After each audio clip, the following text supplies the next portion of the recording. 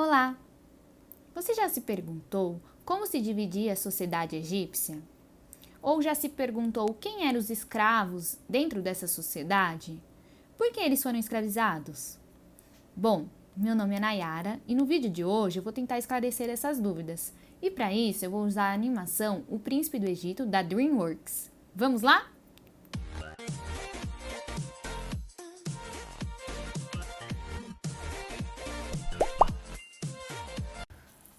Bom, vale a pena a gente ressaltar aqui que eu já gravei um vídeo onde eu explico a localização geográfica do Egito e o poder que o faraó tem em suas mãos, tá?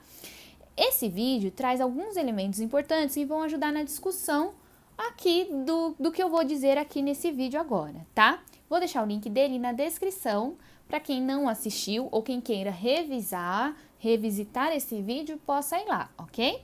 No vídeo de hoje, eu vou me atentar a falar sobre a sociedade egípcia, como ela é dividida e todas as suas características de cada camada social, tá?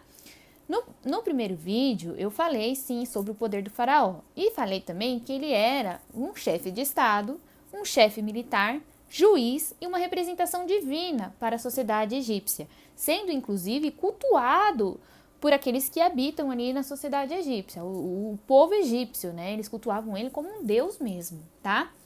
Vamos considerar aquela pirâmide que é usada em diversos momentos da história para mostrar as camadas sociais, tá? Nessa pirâmide, no caso egípcio, o faraó está no topo, sendo a representação máxima de poder dentro da civilização egípcia. Abaixo dele está a nobreza e os sacerdotes. Os nobres são a família do faraó, né? Os familiares do faraó, sendo eles as suas esposas, já que o faraó tinha mais de uma esposa, seus filhos, seus irmãos, tios, todo aquele membro, aquele clã real ali, tá? Esses sujeitos ocupavam cargos administrativos e cargos de muito prestígio dentro da sociedade. No filme O Príncipe do Egito, a cena em que Ramsés é apresentado para o povo egípcio como o sujeito que irá suceder o faraó após a sua morte, o primeiro ato dele como um sujeito importante dentro dessa sociedade é dar o cargo de arquiteto-chefe para Moisés, o seu então irmão, mostrando que todo esse poder, os cargos de prestígio ali dentro da sociedade, está na mão da nobreza, fica sempre naquele hall nobre, não sai disso, tá bom? Os sacerdotes representam a elite intelectual, exercendo um grande poder de influência para com o povo egípcio. Veja bem, eu falo para com o povo. Aqui eu excluo totalmente o faraó. O faraó ele tem um poder muito grande em suas mãos e não precisa ser influenciado por ninguém. O que ele tomar de decisão, pronto e acabou e ninguém questiona, ok? Mesmo porque ele é uma divindade ali, então ninguém questiona o que ele decide. Os sacerdotes exercem esse poder para com o povo porque eles são intermediários entre o homem e o divino. Por isso que ele não consegue exercer um poder muito grande para com o faraó. O faraó não precisa desse intermediário para com o divino, ele tem uma ligação direta, porque ele é uma representação divina, tá?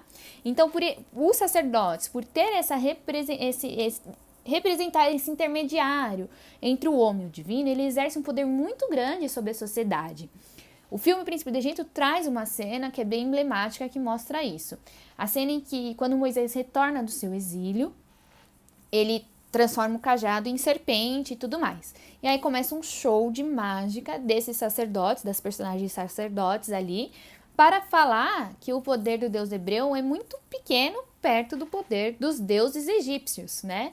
E aí, quando acaba esse show de mágica, todos que assistiram, né, os egípcios que assistiram, lembrando que os hebreus eram escravos, eles não estão ali nessa cena, né?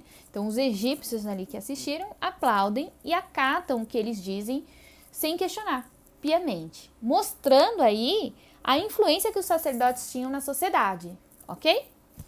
Bom, logo após os sacerdotes e a nobreza, vem os soldados, o exército, né? Esses sujeitos são responsáveis pela segurança ali do império, o controle da força de trabalho, né? E também a expansão do império egípcio, certo? O filme mostra que esses soldados, eles controlam muito bem ali, principalmente o exército, através do medo. Tem diversas cenas no filme que mostra o medo que os escravos têm para com os soldados, né?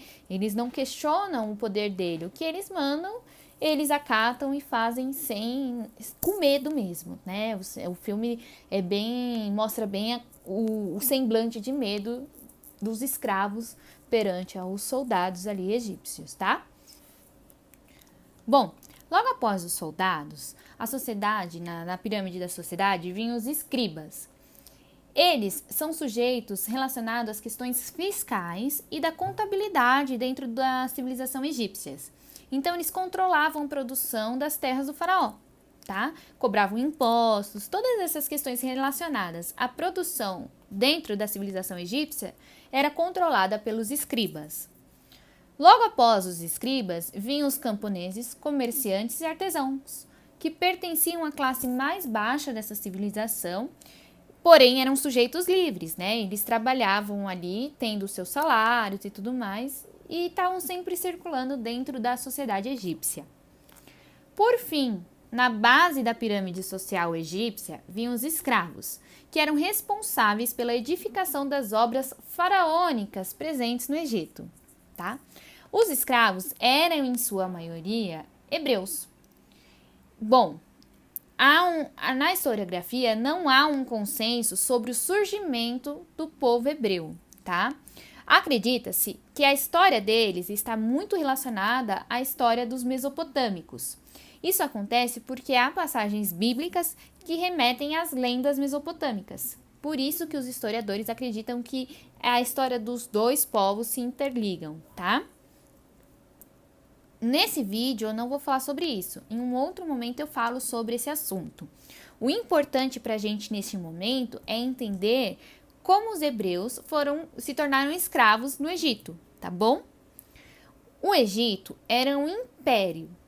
E uma das premissas para ser um império é a questão de estar expandindo e conquistando novos territórios, novas terras, novos povos e tudo mais.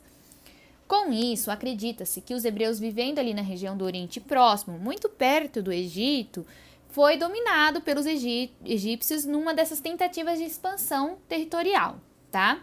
E aí, consequentemente, tornaram-se escravos. Na antiguidade, uma pessoa se tornava escravo após a perda de algum conflito, de alguma guerra, alguma coisa. A escravidão na antiguidade é muito diferente da escravidão negra que acontece na Idade Moderna, tá? A escravidão negra, ela faz com que o sujeito se torne uma coisa, um objeto, para ser comercializada. Então, a escravidão na Idade Moderna está relacionada à questão de comércio, fazendo com que esses africanos que foram escravizados perdessem a sua identidade cultural, as suas raízes, né? Sendo forçados a seguir os parâmetros europeus, tá? Na antiguidade, a escravidão não fazia com que o sujeito perdesse a sua identidade cultural.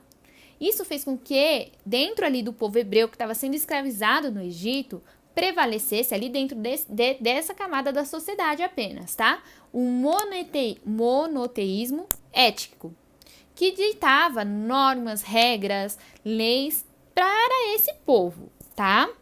Eles eram apenas mão de obra para as edificações. Eles não recebiam para isso, eles eram escravizados para produzir as pirâmides, os sarcófagos, as grandes obras faraônicas, ok? Vale ressaltar aqui que não existe uma escravidão legal, uma escravidão mais branda que a outra, tá? Escravidão é escravidão em qualquer momento da história. É algo ruim em qualquer período da história, independente de como ela aconteça, tá? O filme O Príncipe do Egito mostra bem que a característica cultural, o monoteísmo ético dos hebreus é prevalecido. A todo momento, em diversas cenas, mostra que o povo hebreu mantém a sua fé intacta perante a todas as atrocidades que acontecem com eles, né? Os maltratos egípcios e tudo mais. Tanto que eles acreditam, e acontece durante o filme, né? A volta, o retorno de uma pessoa, um sujeito de grande poder dentro ali da sociedade egípcia que irá libertá-los, né? Então, isso mostra que eles mantêm a fé deles intacta, a cultura deles, as crenças deles intactas. Muito diferente do que acontece com a escravidão negra da Idade Moderna, tá bom? Bom, vou voltar a falar sobre o povo hebreu em um outro momento, utilizando o filme Noé, para falar essa relação que tem entre os hebreus e os mesopotâmicos, tá bom? Voltarei a falar também sobre o Egito, principalmente a questão da religião egípcia e também o trabalho da arqueologia, como ele é importante para a gente desvendar essa civilização, tá? E para isso eu vou utilizar o filme A Múmia. Nesse vídeo, eu utilizei novamente esse livro do Jaime Pinsky, As Primeiras Civilizações. Ele é um livro de fácil acesso, fácil leitura, super recomendo ele, tá bom? Vou deixar o link, vou deixar a bibliografia dele na descrição do vídeo. E vou deixar também o link do trailer do filme O Príncipe do Egito, para que vocês possam localizar que filme que é, tá bom? Vou pedir para vocês comentarem aqui nesse vídeo se vocês querem que eu faça um texto e poste em alguma plataforma minha, pode ser o meu Instagram, alguma coisa, sobre o assunto que foi dito nesse vídeo, porque aí vocês têm acesso a um outro formato também do conteúdo para quem queira, tá bom? Se você gostou, deixa seu like, compartilha e não se esqueça de se inscrever no canal para continuar acompanhando as novidades, tá bom? Muito obrigada!